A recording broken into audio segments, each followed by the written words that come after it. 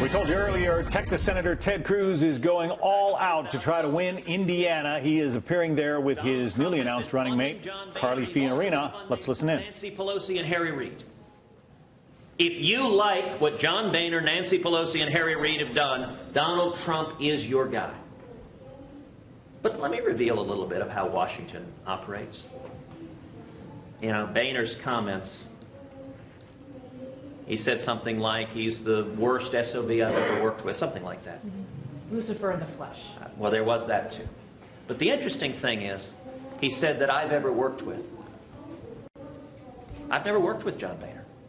Truth of the matter is, I don't know the man. I've met John Boehner 2 or 3 times in my life. If I have said 50 words in my life to John Boehner, I'd be surprised, and every one of them has consisted of pleasantries. Good to see you, Mr. Speaker. I've never had any substantive conversation with John Boehner in any respect. And indeed, this is something that's not publicly known. During the government shutdown, I reached out to John Boehner, and I offered for Mike and Lee and me to come over and work with the Speaker. Can we resolve this and actually get something meaningful done to stop the disaster that is Obamacare? John Boehner's response was, I have no interest in talking to you. What possibly could be accomplished by having a conversation? No, I will not meet. So when he says that the worst guy he's ever worked with, he's never worked with me. The thing to understand about Washington, actually Boehner's comments reveal everything that is wrong with Washington, everything that you're angry with.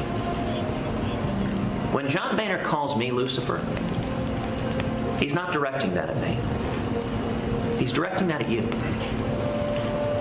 What Boehner is angry with me for is not anything I've ever said to him. I haven't said much of anything to him. What Boehner is angry with me for is standing with the American people, is energizing and encouraging House conservatives to stand with the American people and actually honor the commitments we've made.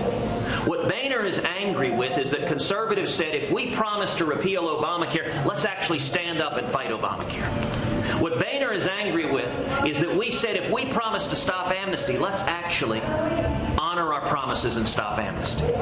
What Boehner is angry with is we said, if we promise to stop the debt that is bankrupting our kids and grandkids, let's actually do something meaningful to honor those commitments.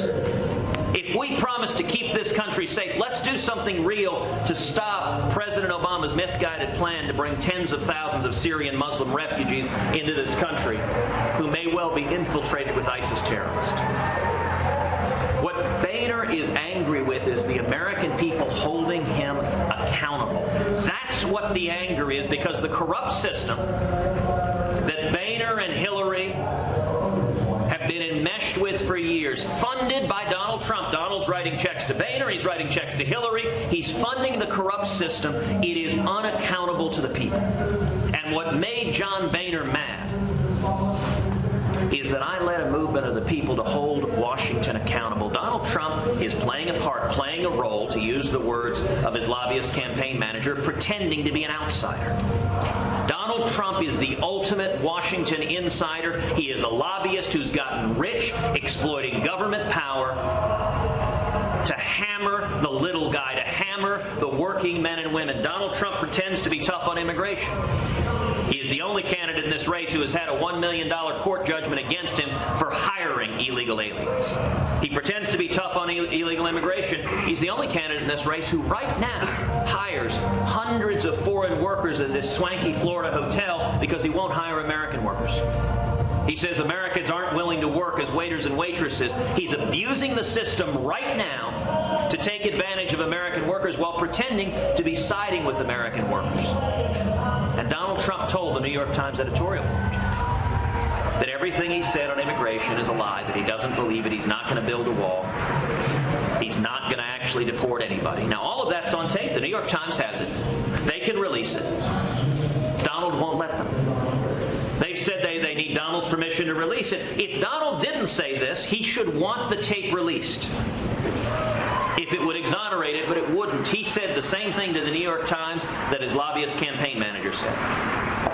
And the impact of that, we're tired of politicians who don't tell us the truth.